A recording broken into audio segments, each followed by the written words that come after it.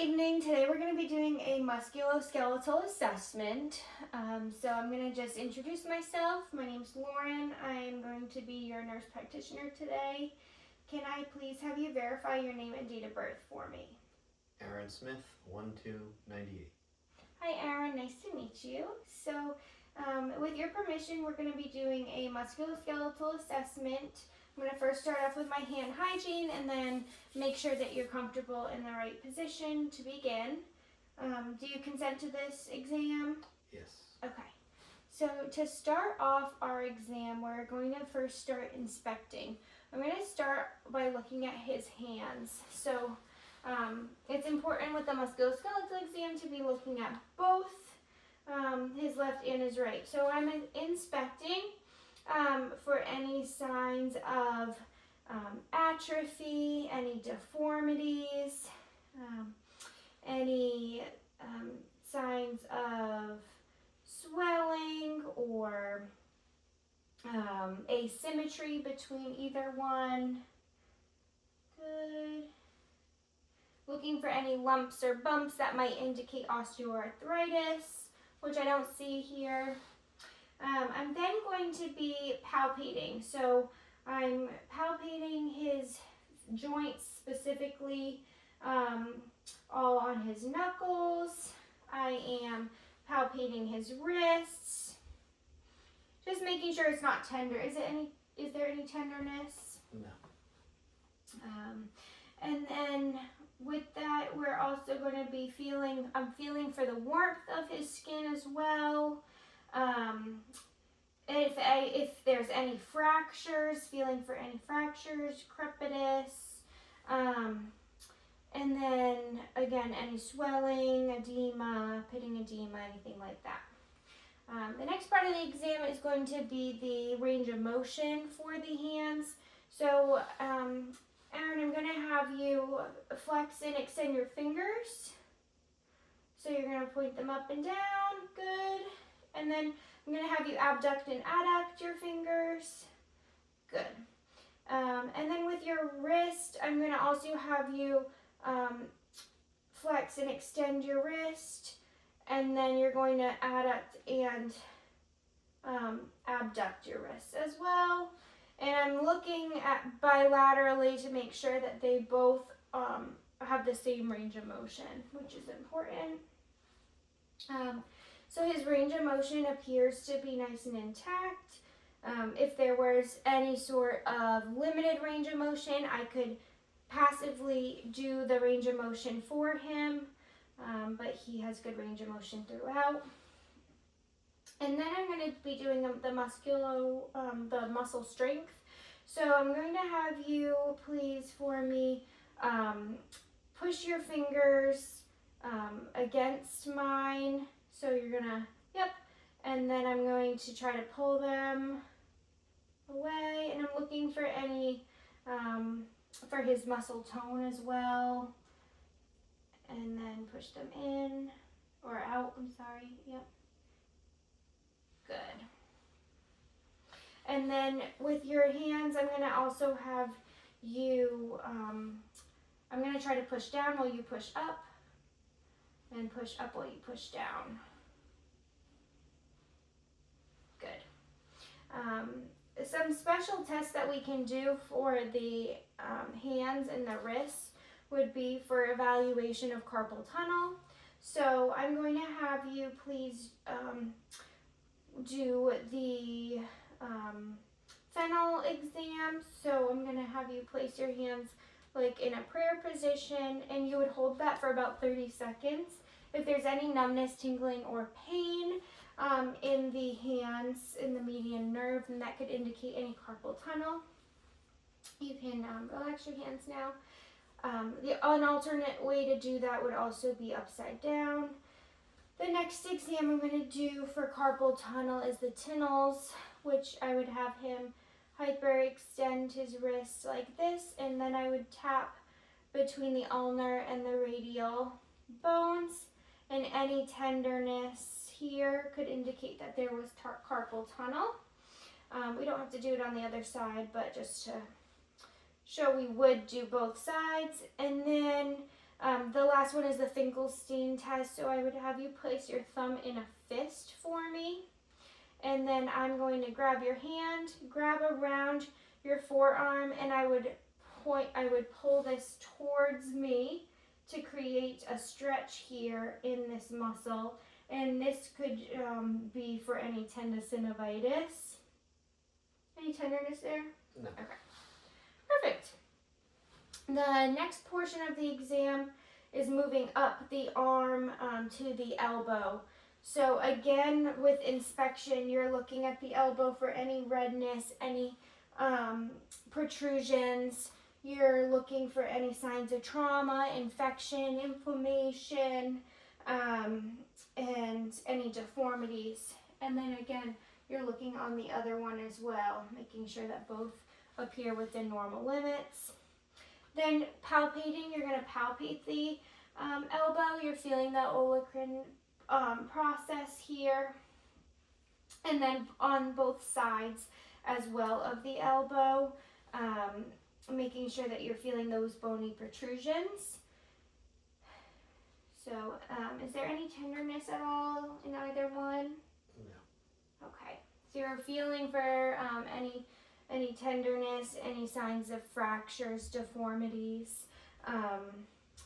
And then with the elbow as well, for the range of motion, I'm going to have you pronate and supinate your arm for me. Good.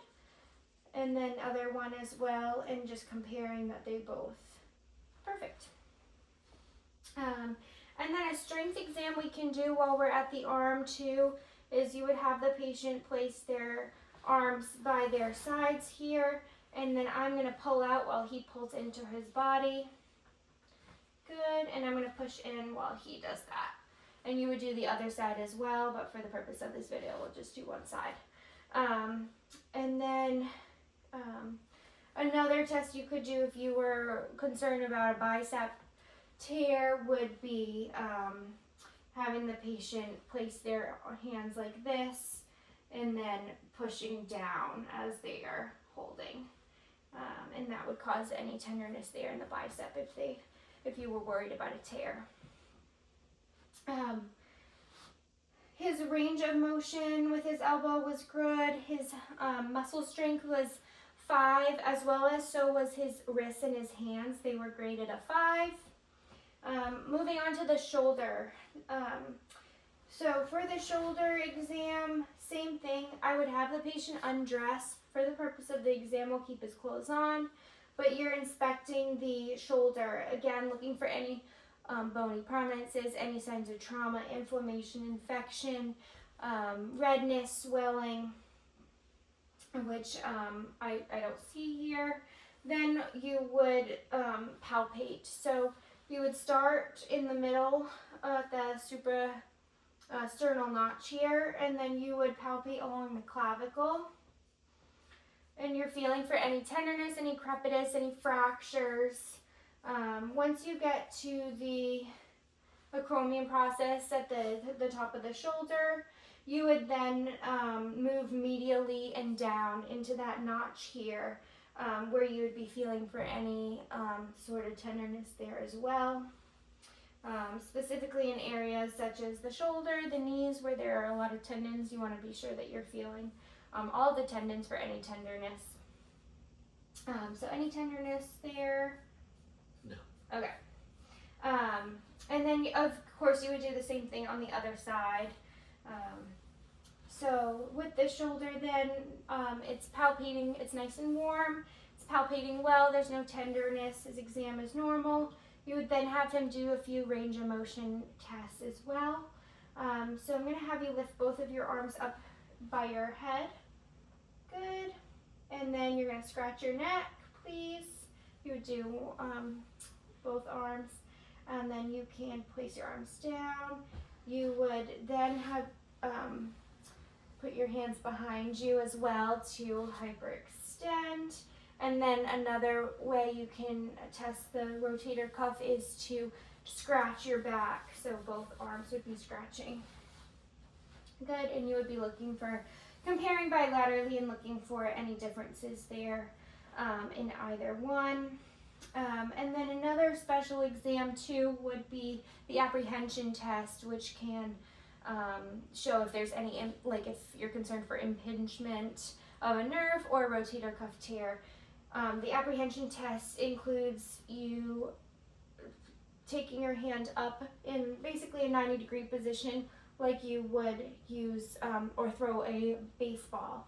So I'm going to have you do that for me. Good. So if there was any tenderness or discomfort there, then we would be concerned and it might warrant more imaging. Another exam would be abducting and adducting of the shoulders. So I'm going to have you cross your arm over. Good. And then bring your arm out here. Good. And then you would do it on the other side as well. Perfect. And then another important portion of the shoulder exam is the shrugging of the shoulders. So I would make sure that he's able to shrug his shoulders without any resistance. And then I would place my hands on his shoulders and have him shrug against the resistance, which is good. And again, his muscle strength is a 5 out of 10. We can then test your muscle strength as well if you place your arms in front of you. And then I will push down while you keep them afloat.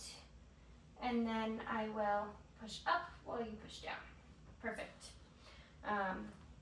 The next exam that we'll go into is his neck. So again, starting with inspection, making sure that the neck, really we're looking for the gait and the posture of the neck as well, that it's not deviated from one side or the other, making sure that there's no redness, signs of infection, inflammation, swelling, trauma, bruising. And you would be looking at all aspects of the neck, in the anterior and the posterior neck as well. I'm also looking for the concave or convexity or concavity of the neck as well. And then we'll move into palpation. So I'm going to palpate his neck, keeping in mind not to palpate both sides at the same time. You don't want to occlude the carotid artery, but feeling around his neck, feeling for any tenderness, and the other side. Any tenderness, swelling, anything like that? Okay. And then range of motion, I'm going to have him flex and extend his neck. So flex would bring his chin to his chest, and then extend would bring his head back. Good. Another way we can is rotating the cervical rotation, so turning your head to the right and the left. And then the last portion of the range of motion is taking his head and putting his ears to his shoulders. And you would see if there's any limitation there with either side or on one side or the other. Was there any pain during that? No. Okay.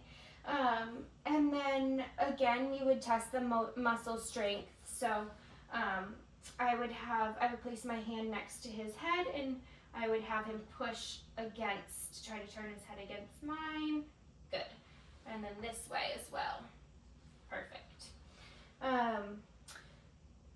So the neck appeared to be within normal limits. The gait, the posture was all normal. Moving on then to the spine. I'm actually going to have him stand up for this portion of the exam. So you can face the other way. And so for this, again, we would have the shirt off, but I would be inspecting, just looking down his spine, following his vertebrae, looking for any signs of scoliosis, kyphosis, or lordosis. So whether his the upper portion of his back has a larger hump, that kyphosis, or the concavity of the lower back, the lordosis. So in normal backs, there is slight lordosis and slight kyphosis, and you get that S-shaped back. I would then have him touch his hands to his feet And then I would again be looking for any signs of the scoliosis. And then I would be palpating as well. So I've already looked for bruising, and now I'm looking for any tenderness. And I would palpate down starting at C7 and going down into his sacral bones around those paravertebra.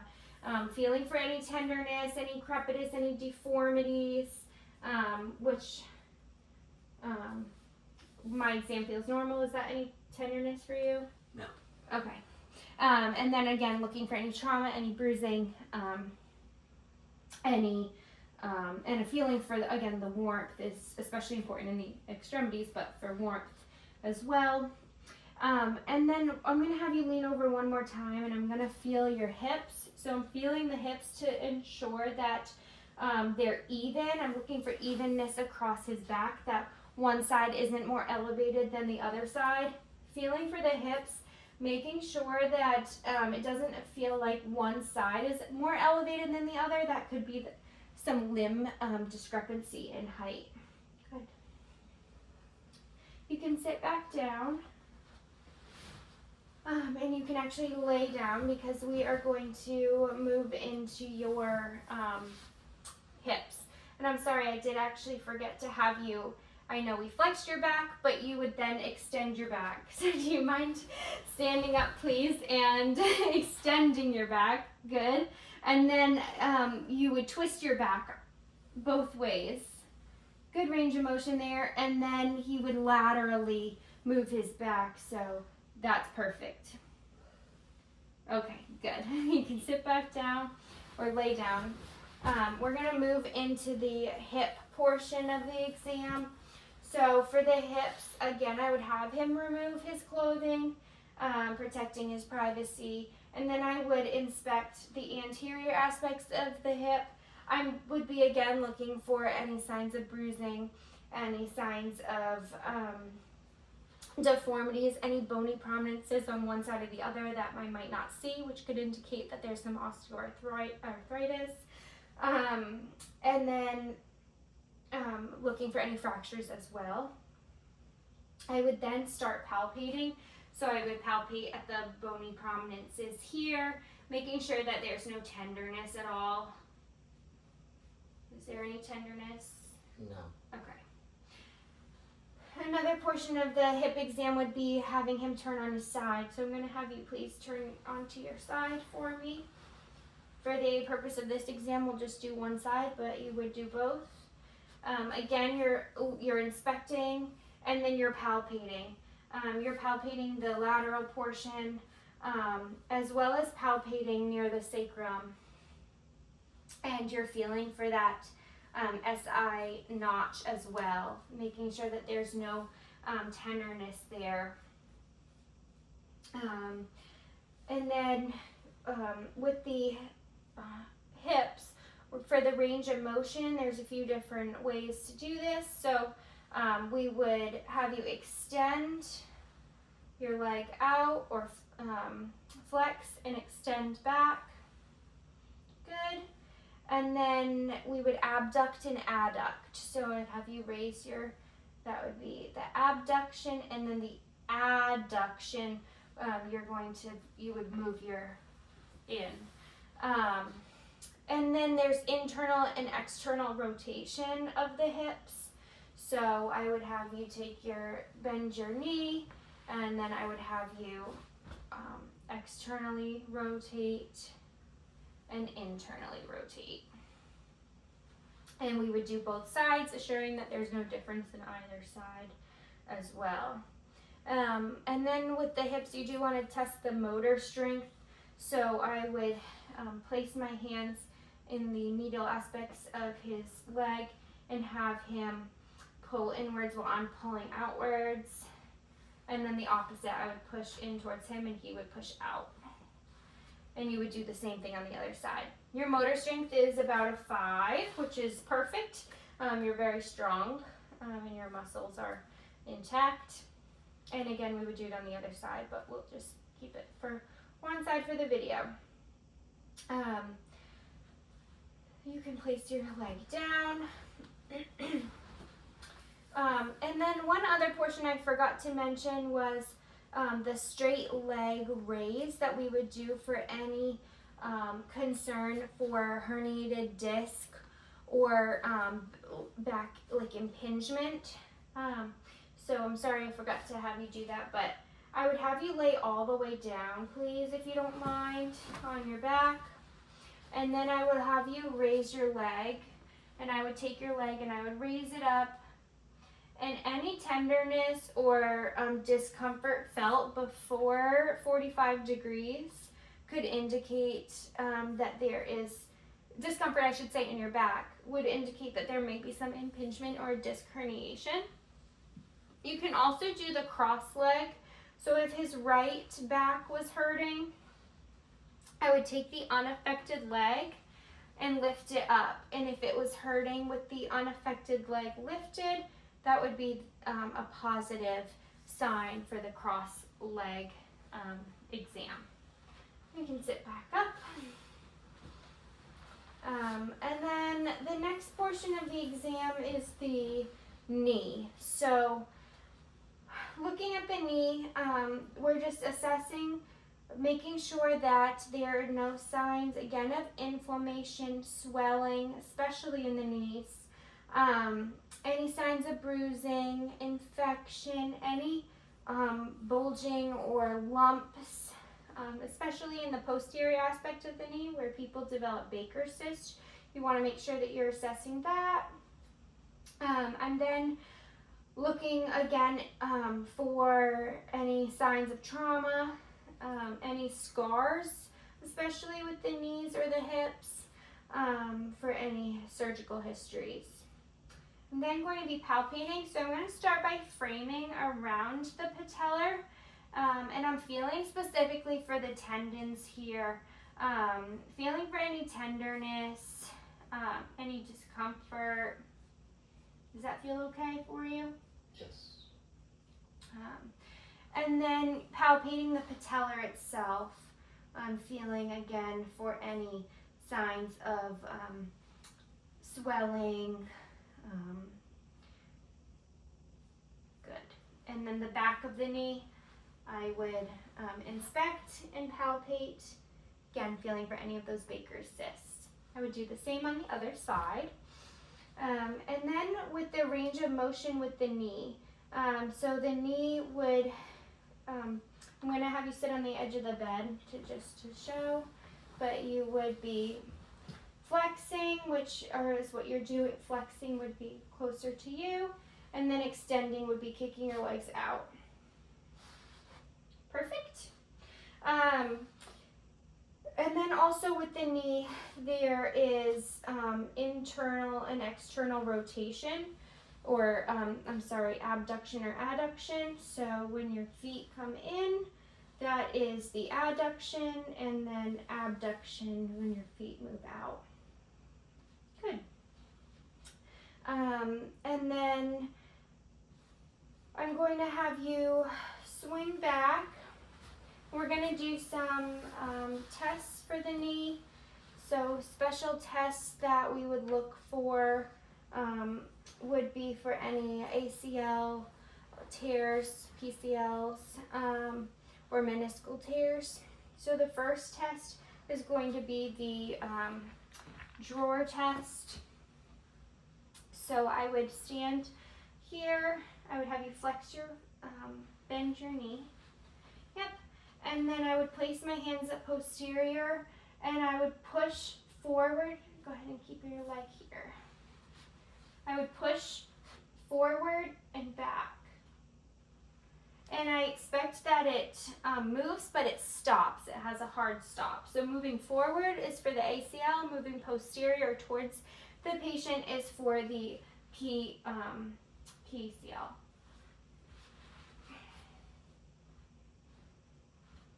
Good. And you would do both sides. The next one is the Walkman's test. That's for an ACL. So someone with a little bit bigger thighs, I would take my leg, place it underneath, support his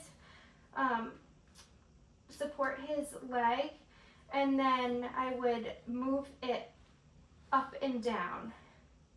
So I would take his, again, similar to the exam we had just done, but I would take his leg and I would move it up and back.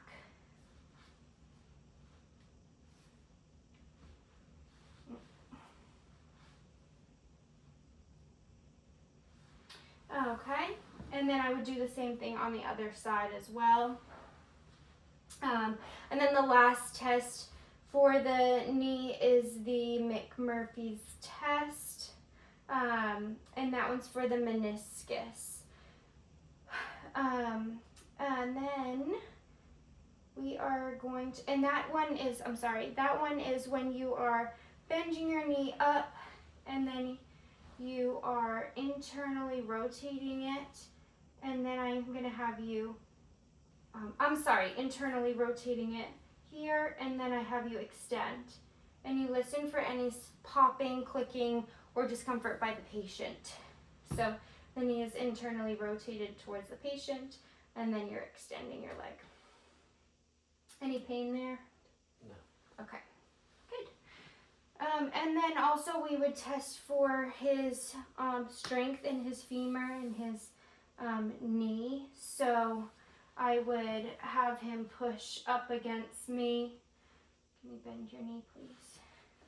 If we were sitting on the side of the bed, I would have him kick towards me, and then I would pull his leg while he's going forward. Okay. And so your muscle is +5. You would do it in it the same way in the other knee or the other leg.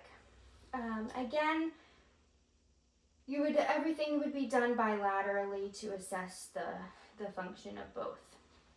And then moving downwards to the feet.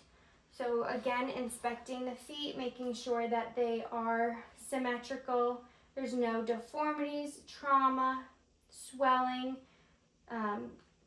look of gout. You want to make sure everything with the feet is within normal limits. You want to make sure that it's nice and warm to the touch, no fractures, and then you can palpate. So you're palpating all the bony prominences here, down, and then onto the toes as well. So feeling the joints, making sure again that there's no tenderness or pain there. And then it's especially important too to feel the heel as well. And again, you're looking for any scars, you're looking for any deformities with the skin, especially pressure wounds in patients who are bedbound. And then the next exam with the feet, again, is the range of motion. So abducting and adducting. I'm not sure if they can see it in the video, but he is, flexing and extending, and then abducting and adducting. Perfect.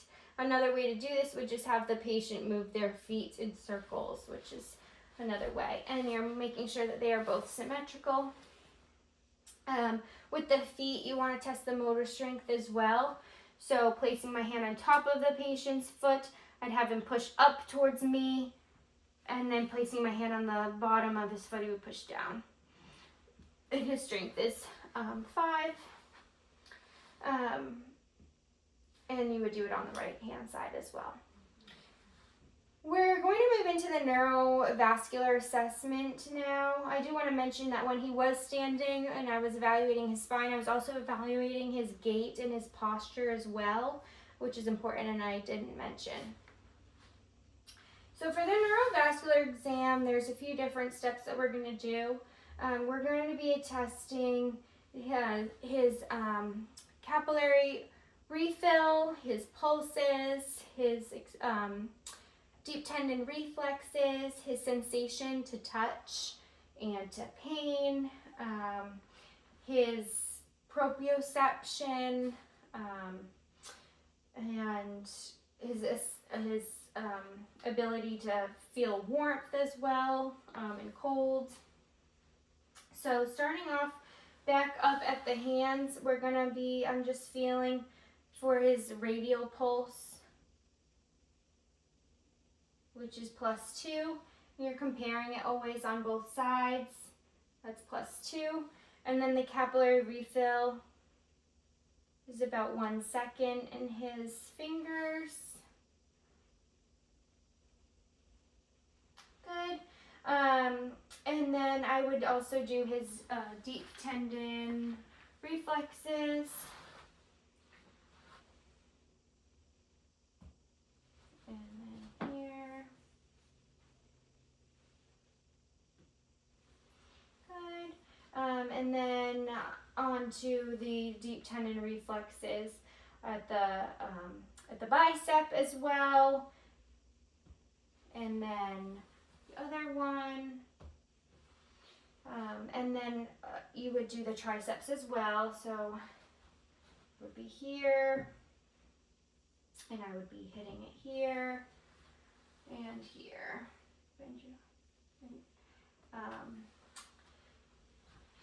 Moving on to the deep tendon reflexes of the patellar, I would have him sit at the edge of the bed, and I would do that patellar reflex as well.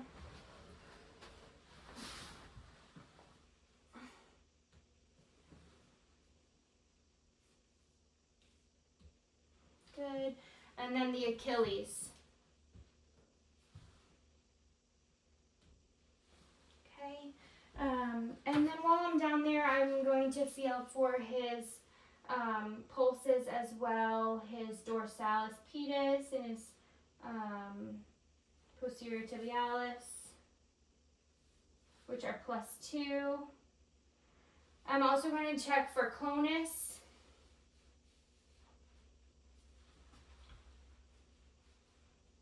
Which I don't feel, and then the Babinski reflex, I would be using again at the other edge of that reflex hammer, and I don't expect his toes to curl over. Good. And then his sensation to pain.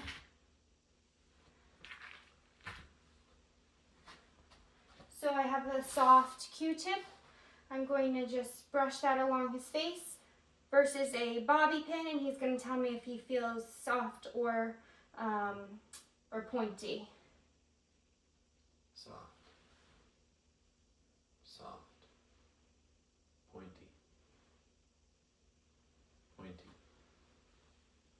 Soft. Pointy. Pointy. Soft. Pointy. Pointy. Soft. Pointy. Pointy. Soft. And it's especially Soft. important on the feet. Soft. Pointy. Good. And then your hands as well. Pointy. Soft. Pointy. Soft. Good. Next, I have one glove with warm water and one glove with ice. I'd have him tell me if he feels the warm or the cold. Cold. And of course, his eyes are closed for this portion of the exam. Warm. Warm. Cold. Cold. Warm. Cold. Warm. Cold. Cold. Warm. Warm. Cold. Warm. Warm. Cold. Good. Alrighty, and then the last portion of the exam is the proprioception. So that is having him do the finger to the nose. So when you bring your finger to your face, I'm going to have you close your eyes. So you're going to take your pointer finger, touch your nose, and then you can look at me and touch my finger. Close your eyes, touch your nose. Good. So just getting a sense, making sure that he's able to identify where his nose is a normal exam. So that concludes our musculoskeletal exam tonight. Thank you for watching and have a good night.